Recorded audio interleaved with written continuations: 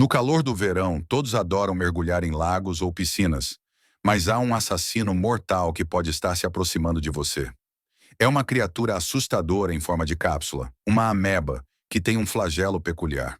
O flagelo permite que ela viaje do nariz até o cérebro. Dentro do cérebro, essa criatura muda de forma e desenvolve uma estrutura semelhante a uma ventosa. Então, ela começa a se alimentar, devorando nossas células cerebrais e tecidos nervosos. As pessoas podem sentir dores de cabeça, febre, náusea e ter alucinações, levando a convulsões e perda de consciência. Geralmente, os pacientes morrem dentro de 1 ou 2 semanas após o aparecimento dos sintomas, com uma taxa de mortalidade assustadora de 97%. Esse é o parasita que vem aparecendo nos últimos anos, conhecido como a ameba devoradora de cérebros. O que é exatamente essa criatura? A humanidade está realmente ameaçada por esse parasita?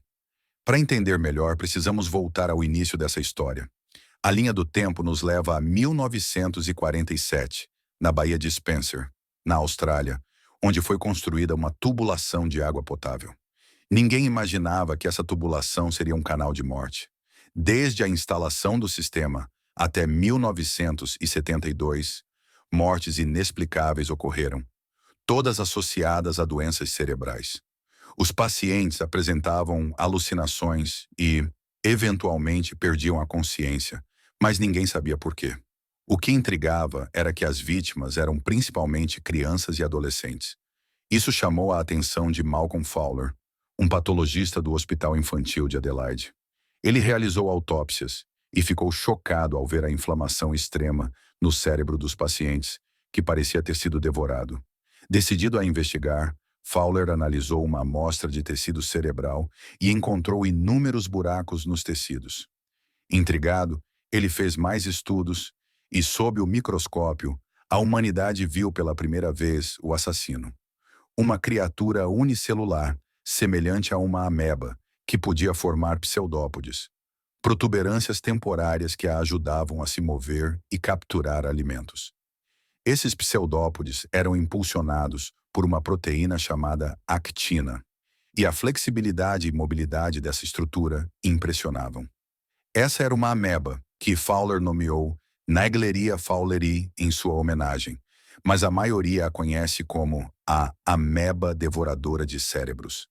Nos anos 1980, mais casos surgiram na Flórida, nos Estados Unidos, mas ainda era um mistério como esse parasita chegava ao cérebro. Dennis Kyle, um professor de biologia celular da Universidade do Sul da Flórida, decidiu estudar o modo de invasão da ameba.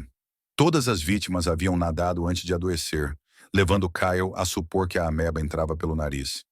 Ele conduziu vários experimentos e descobriu o mecanismo de invasão. A Naegleria fowleri é uma ameba capaz de mudar de forma em diferentes ambientes. Em condições adversas, como falta de alimento ou secura, ela entra em um estado de quiescência chamado estágio de cisto, no qual ela se protege. Quando a ameba entra pelo nariz, ela percebe as condições favoráveis, temperatura ideal e fluidos nutritivos, e se transforma em um estágio chamado trofozoito, no qual desenvolve flagelos que a ajudam a nadar até o cérebro. Uma vez lá, ela se transforma novamente, assumindo uma forma que devora as células cerebrais, liberando enzimas que dissolvem o tecido cerebral e nervoso. Esse processo destrutivo é o que causa os sintomas fatais. Em 2016, o jovem Sebastián de León foi uma das vítimas.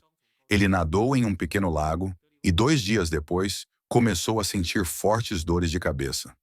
Os sintomas pioraram rapidamente e os médicos inicialmente pensaram que era meningite bacteriana.